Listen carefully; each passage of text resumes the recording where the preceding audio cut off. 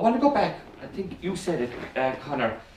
Somebody over there said it about, Christ has created me to do some definite service. He has committed some work to me which he has not committed to another. And then he talks about the need for family, Christian families, for committed people, for religious, for priests. Now, I thought he had a wonderful way of saying, you have a vocation. He didn't say what it was, that's for you to discover. But to say you, and there are people out there that Christ know that you're the only person that you can touch them. And I thought that was very powerful. What was it like sitting there hearing that? I mean, when I was there, you were listening to everything, but it was only really when I came home and read it again exactly, that I had time to sort of... Well, that's true. And I think that is very important, that point about the Pope. This present Pope has to be read and taught about. It's lovely when he's speaking it, but he's a sort of man, you have to sit down yourself, because everything he says is so beautifully put together. And he doesn't say it 5 times, he says it once, and if you've missed it, you've missed it. So I agree with you, I think that's very important, And maybe for all of us, that for the Pope's sermons and speeches, we do have to sit down and talk, listen to them, ourselves privately. Yeah, just say when you spoke about we all have a purpose. For us who are in formation for the priesthood as Dominicans, it really touched my heart. That really he sees again. He's always talking that we all have a purpose and we all have a vocation. And he already mentioned that we need holy men to go for the priesthood. And I think that really, for me, in my own personal journey, it's really very touching that the Holy Father would really bring that forward and really challenge us to really to know, even with all the ridicule and with everybody who seems, a lot of people seem to be against us in what we're doing, no, we have to still persevere and keep going. And he gave us a challenge too when he was talking about the need for there to be no separation between what we believe and how we live. And I think that's one of the big challenges for being a Christian in a non-Christian culture, to live fully alive in the surrounding culture, that you don't retreat into kind of a ghetto, but at the same time for your faith to be integrated with your life. And I think that's a real challenge. Even as a Dominican, you're still involved in the surrounding culture. And I think to kind of really give us that challenge was essential.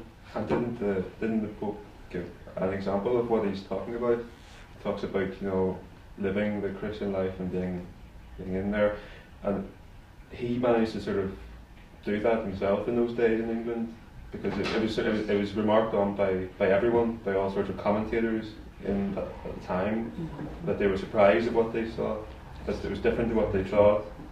They were seeing somebody who actually was alive with faith and with charity, and I think it surprised people, and he was simply. It was Christ, in him. Yeah, I think that's very true. That he was a walking example of what he was talking about. That's true.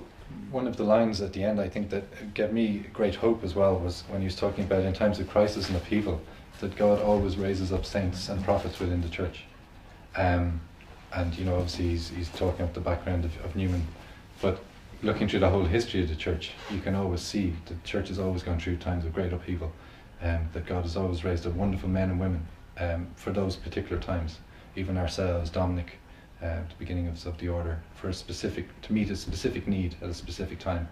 I would even put it more closely than that, Damien. Even ourselves once that period, and don't be putting it back into the safety of the 13th century, that the Lord has asked us to stand up to the plate. It's exciting.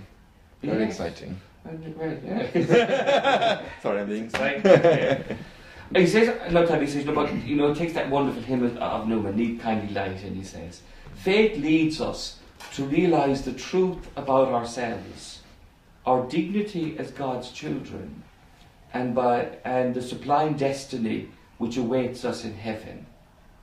By letting the light of faith shine in our hearts, and abiding in that light through our daily union with the Lord, in prayer and participation in the life-giving sacraments of the Church, that this is where it begins. It's a reality that has to take on in our own lives, And he has a great ability, I felt anyway, to take Newman, this great intellectual, and everybody could understand what he was saying, which I suppose is the beauty of the Christian faith, really, you know, that Benedict has ability to take concepts which could be very high and mighty and make it understandable to everybody at their different levels. This wasn't specifically a youth service, though, was it? Not specifically, no. No. No, and again, that was something else that struck me about the crowd that had gathered there. It was such a mixture of different ages and well, different nationalities as well. But it was just I mean, there was small children and there was elderly people and you know, and yet I think everyone, there was something in that talk for everyone. Yes. Everyone came home from that event filled with hope, I think. No matter what country they had travelled over from or whether they were living in London itself, there was something there for them, and you could just sense in the atmosphere that when it was over and people were leaving, and you could see people just, you know, going different directions around London, you know, queuing for the tube station or getting buses or a long walk, as myself and Matthew had. But yes, you could see people going off into different directions, and there was just that kind of sense of hope, really, and just kind of a sense of joy as well. And even when you were queuing to come out of the exits and everything, you know, people were just talking to everyone, and you know, just it's just very, very special atmosphere. I was talking to a journalist the other day who was in London for the weekend, and he went there specifically to cover the protest. And he went there and he got very upset by the whole, he said it was all anger. So he decided to see what was happening in Hyde Park. And he said two things struck him. The joy and the happiness of the people in Hyde Park that was completely absent in the protesters, and the racial and generational mix in Hyde Park, which was totally missing from the protesters. That it was a whole sort of a colourful cross-section of British society in Hyde Park rejoicing, and you had other people outside protesting who didn't maybe represent the same complexity of modern British society. I think that's one of the things that should really come forward, and I think that is what the Pope said somewhere in a letter, that it's really the ministry of the laity, as Newman was really bringing forward, but it is this joy that we bring to others, and that is exactly the contrast you kind of see between the anger, but also between the joy of actually knowing the Lord and having Him close to you. And that's, as it was obvious in the reporter's case, that rubbed off. I mean, that diffuses, that's the light that shines out, and that other people will see, and they start wondering what it is, and they start searching for it themselves. And that's a very important way of preaching, I think. Jesus, witnessing. Yeah, just to make it like very personal, when we were there, you know, afterwards we went to McDonald's for dinner, and we went down to the basement, and there were no seats available, but there were two ladies who were in Hyde Park, and they said, "Oh, come and sit with us," and we had this wonderful talk about our faith, and just about, and we didn't know these people at all, they just elderly ladies, and we just talked about the whole experience and how wonderful it was, and how much joy we had, and really there was that sense of community, that we were there together for that common purpose. So it seems like World Youth Day. Yeah, exactly. It was, exactly. In London, okay. I want to go back just before we finish about this whole, the cost of conversion. Right? All of you are young fellows, right? And people might be surprised the cost it has taken you for your conversion. You know, you've given up your own life stories to where you were, because you've met Christ. Now, how would you talk about the cost? Or would you talk about it more as like cost? Certainly it involves some sacrifice, but I think, as Luke was saying there, you know, the joy that's involved in following Christ totally outweighs the cost in terms of loss of, you know, prestige or anything like that, or loss of, you know, people's respect for you. The joy that comes, the real deep and quiet sort of joy that comes with trying to follow the Lord, I think that really outweighs any sense of sacrifice. I'm reminded of the parable of the rich merchant, and he finds the pearl of infinite value, or great value, and he goes off and sells everything he owns, and he sells it all, not for nothing. He sees this pearl of great worth, and it's very much for our own. When you come to encounter Christ, you realise there is a source of all our truth, all our happiness, and our ultimate end. And that selling of all the other things, they may have value in themselves, but compared to that great pearl of infinite value, you know, its weight, it falls away, because you see what you're moving towards, hopefully, you know. The last time we spoke about the Pope's letter to seminarians, right? Yeah. You said that you felt great encouraged that the Pope had written to you as a seminarian, right? When you read this homily, which I think he was sort of pitching it towards young people, if it wasn't actually a youth event per se, and even what you said about Tyburn, do you think, you know, how did you feel he was talking to you? Did he give you encouragement to take seriously conversion?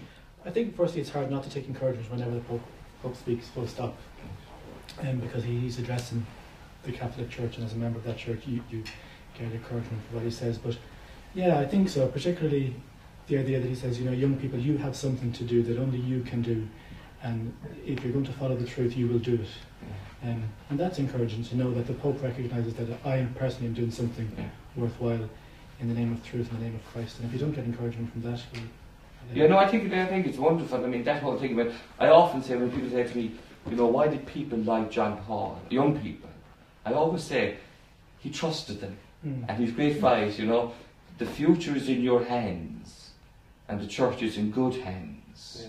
Yeah. And I think the Pope he doesn't use that sort of language, but I think he uses Newman. And as I say, I think he had a great ability those few days, I won't say to turn Newman into a popular figure, but you wouldn't be afraid to read him now anymore. He makes him accessible. He does. That's true. You know, he does.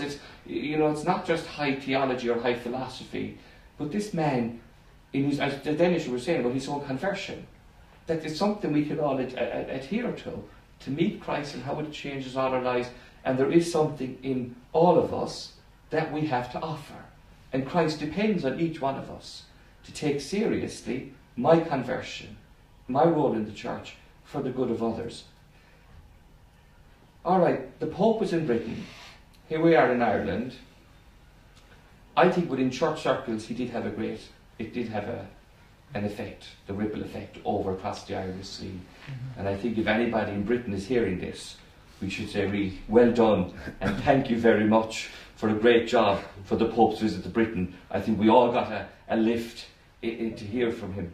And maybe the next time we get together we'll take on the hard meat, not of what the Pope said at the Hyde Park, but what he said to the politicians in Westminster Palace. Thank you, brothers. Thank you.